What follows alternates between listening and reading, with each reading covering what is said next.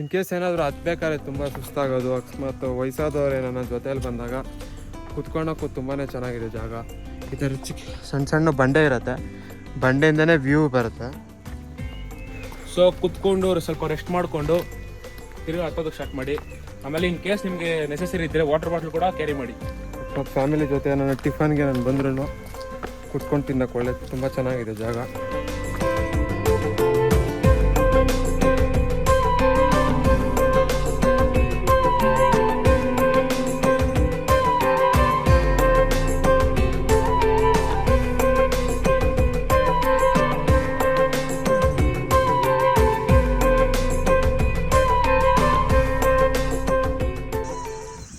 ಸ್ವಲ್ಪ ಮೇಲೆ ಎತ್ಕೊ ಬಂದಿದ್ದೀವಿ.